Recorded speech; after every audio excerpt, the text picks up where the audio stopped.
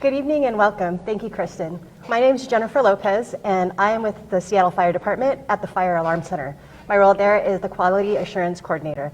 And I'd like to invite our guests this evening the opportunity to introduce themselves before we get started. I'm Lindsay Nagel. I've been in the Seattle Fire Department for just over a year now, and I'm working down at Engine 28 in the Rainier Valley. I am Joshua Woods. I work at Ladder 13, which is in West Seattle. I've been with the department for about 2.5, almost 3 years now. Great, thank you. So at this point, I'd like to go ahead and get started with the questions that we've prepared for this evening. And starting with our first question, have you had any previous firefighting experience prior to Seattle Fire? If no, what was your background prior to Seattle Fire Department? I had no experience prior to the Seattle Fire Department. I started testing about a half a year before I got hired, or about a year before I got hired. And before that, I was in personal training and strength conditioning coach after playing college sports.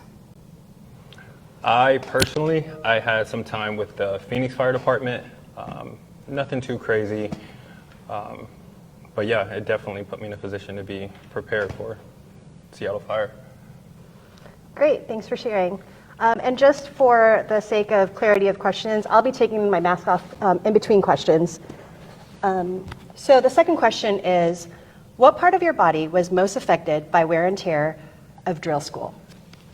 There are three specific areas: upper body, lower body, and all of the above.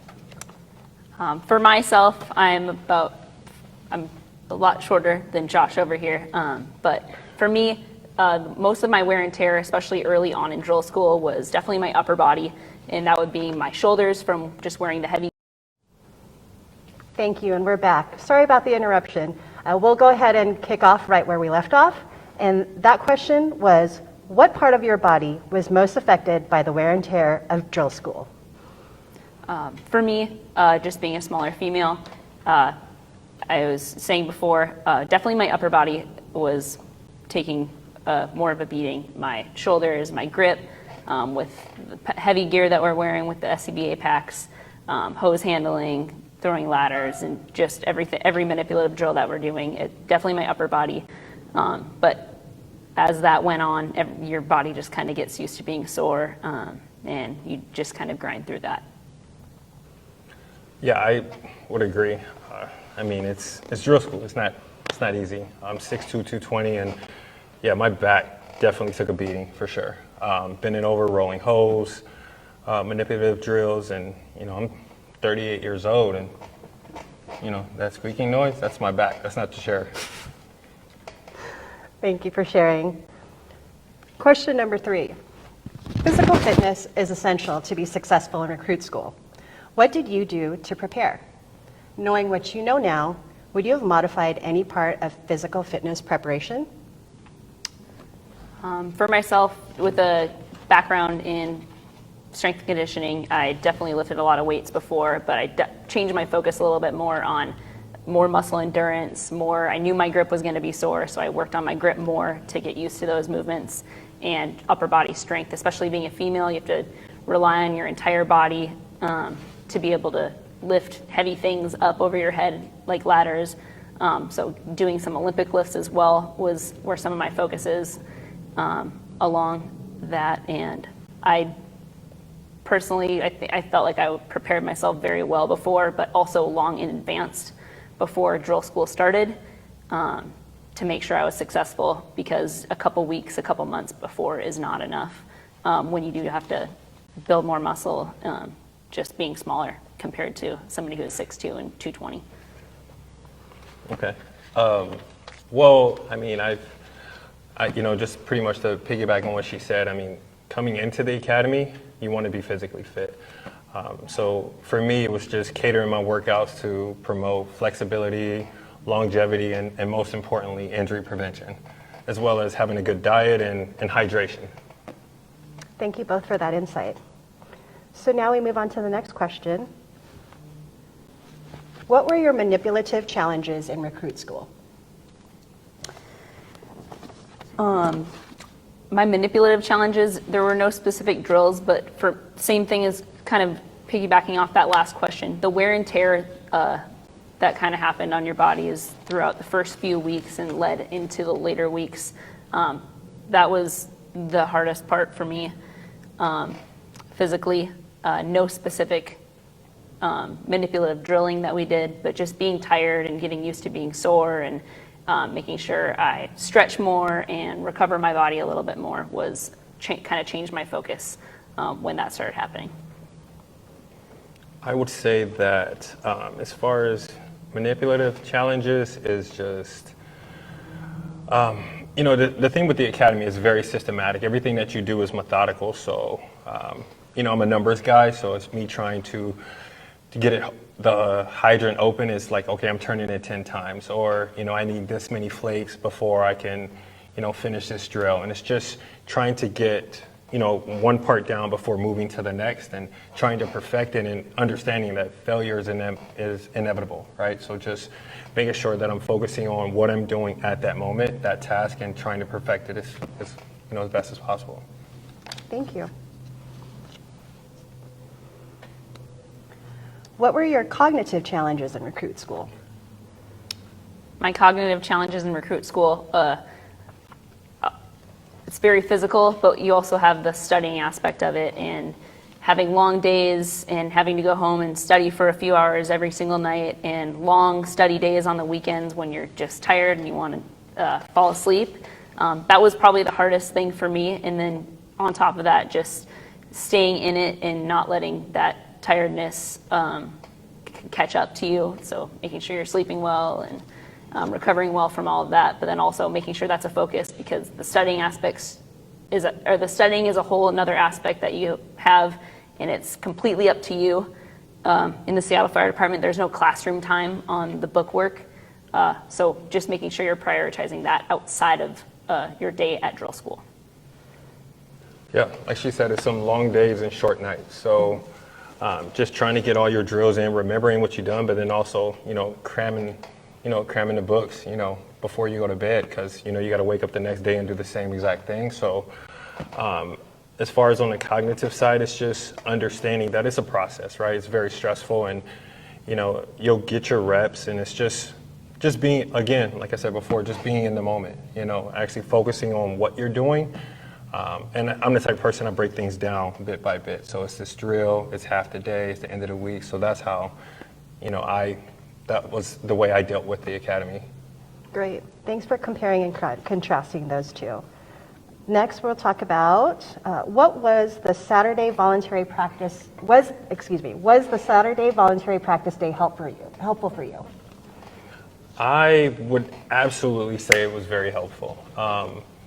It allowed us to get those extra reps that were needed to be proficient at, at our job itself, right? And the good thing about it is that we didn't have our actual, our officers that we dealt with on a regular during the academy, they weren't there. So we had a lot of our peers actually working with us, and, they gave us a lot of, tricks of the trade that they learned throughout their time, not only in the department, but more importantly through the academy as well, to help us, not stress out as much as we did, in front of our actual instructors. And, it was actually a fun environment. You talk to your peers about how they learn certain movements as well. But yeah, I definitely would agree. Anything and everything that the department offers, I would definitely take advantage of for sure.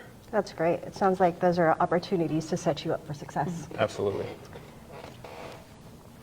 Next question is, people in recruit school face many challenges and are under a lot of pressure. What was your outlet, and what did your support system consist of? My outlet during recruit school was just taking the time that I had off really easy. I'm somebody who likes to stay busy all the time, so actually letting myself recover. I scheduled a massage every single week. I like to work out, and I didn't do any of that, at least during the more difficult part of drill school. And just making sure I recovered well was a huge focus. And then also just having a big support system at home and your friends and peers that you're in drill school with, just kind of uplift your spirits constantly, and keep you on task and make sure that you're performing well and kind of in the right mindset during all of that. Yeah, I would agree. Again, for me personally, or with me personally, my positive outlets were like my friends, fitness, my family, and faith, right? Like those are the things that I use to get through the day to day, but then also, your peers, right? You've got, 20, 30, 40, plus people, going through the same thing you're going through. So definitely want to lean on your peers and, help each other out. Iron sharpens iron. So I feel like those were the things that I took advantage of as far as positive outlets to make sure I was successful. That's great. It sounds like you both had a lot of points in which self-care was a huge proponent to your Absolutely. success. So moving into our next question, what type of food did you eat to make sure your body recovered and stayed fueled during recruit school? I'm also going to touch on, with this one, I'm also going to touch on before recruit school. Going into it, most people know that they're going to lose a substantial amount of weight. I lost about 10 pounds, and I put 10 pounds on before, so I kind of started where I finished where I started. So like I tried to build muscle before, like I said, getting stronger before going into drill school just because of that wear and tear. By week 6, by week 8, you're just tired and you have to rely on what you did before to push you through the rest of it.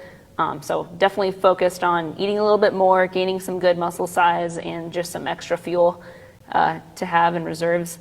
And then day to day, whatever I could stomach was really what I had. I pretty much changed from week to week. Got sick of a lot of things, and your appetite suppresses when you're working that hard. So it's just really hard to constantly be shoving food in your mouth. So yeah, candy.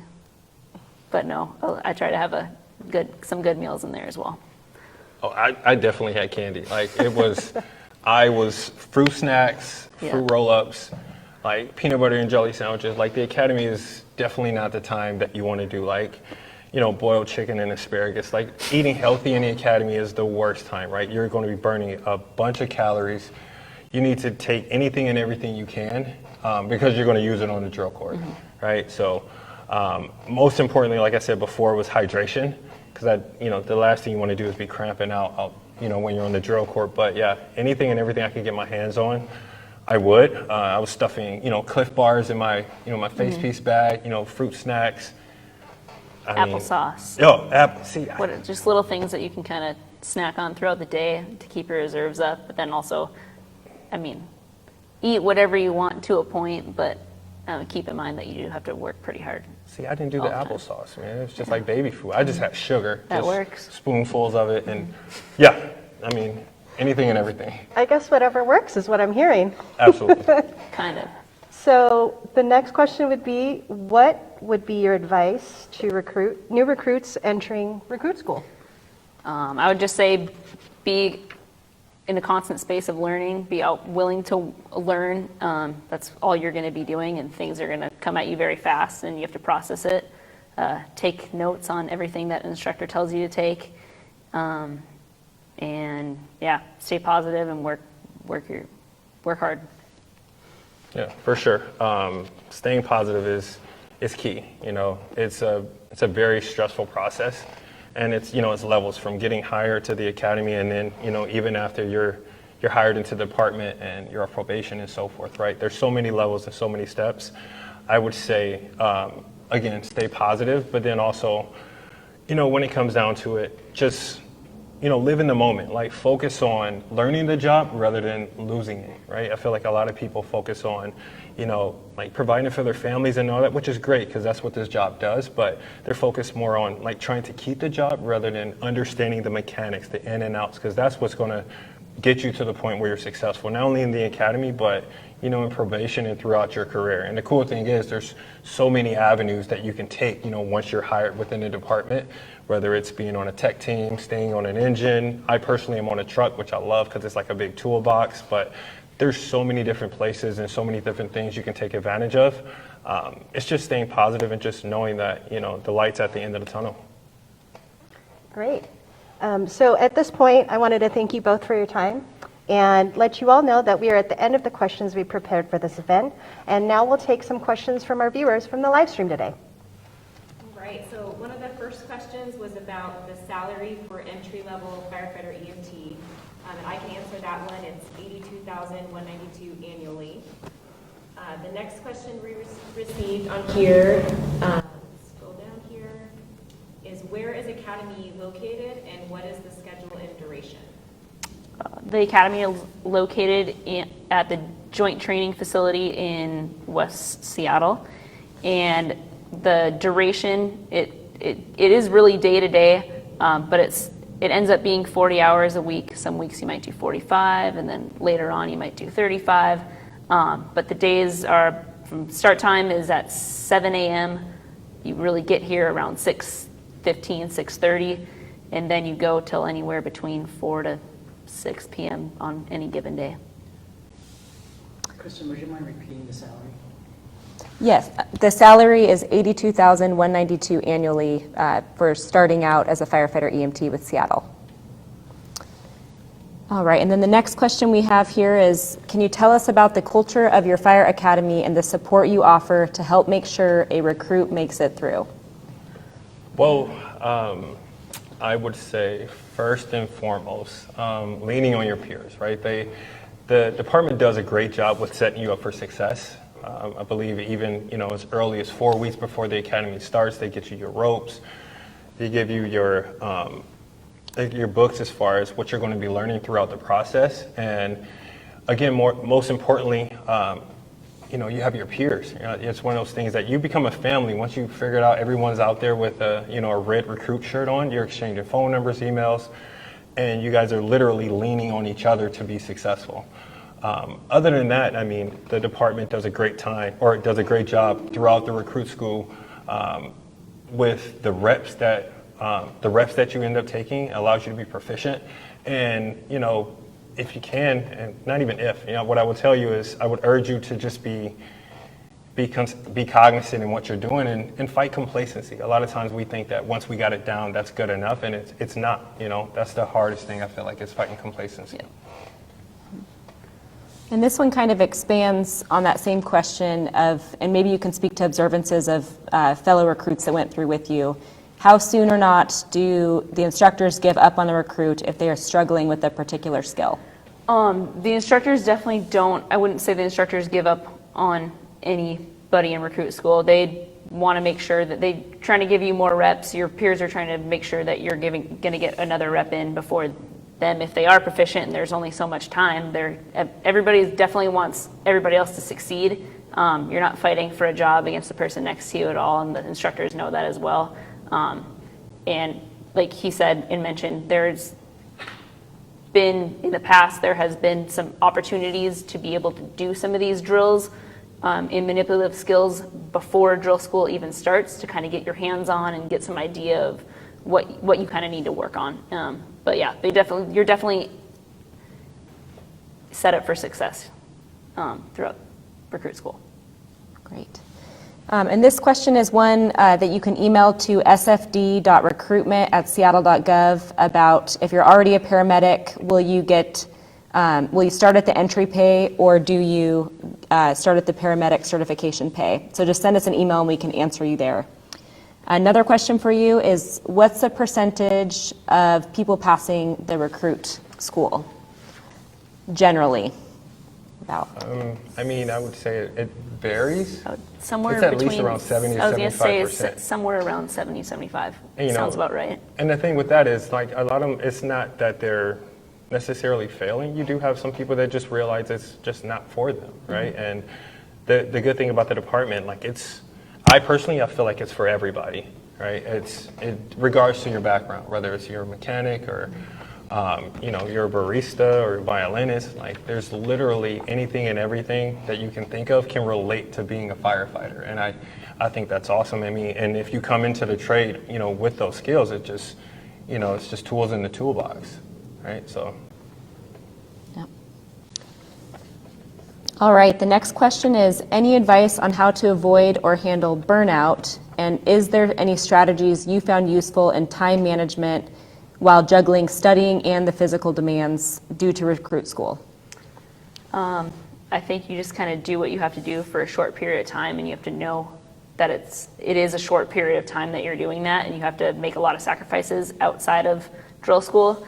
It does kind of become your life, and the little time that you do have outside of recruit school, you can put towards your family and anything else that you have to get done. But just tell yourself going into it, it's worth it in the end.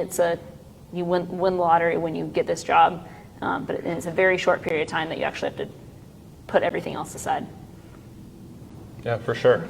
It's a dedication. It's when you take on this occupation, it's a lot. This 15.5-week academy, a lot of things go on hold, right? And that's that discussion that you have to have with your family, right? Whether it's wife, girlfriend, kids. I mean, I don't have those things personally, but I mean, my dog, we had a talking for sure. And I had to let him know I'm not going to be around, as much as usual. And, the long walks that you usually want to take, you can't, right? Because you need that time for yourself, right? You got to have the mental state, that total wellness, right? Mind, body, and soul. So, you have to talk with your spouse, make sure that, hey, the meal prepping needs to be done. Hopefully you can help me out with that because my nose is in my book. Right? Yeah, having some people have a big support system makes everything about recruit school a lot easier. Great. And this will be a question for HR about how often is someone that didn't graduate given a chance to go through the next academy to try again. So you can send us an email and our Human Resources Division can answer that question. Another question for you all is which ladders do you work with, the height and material, if you know the material?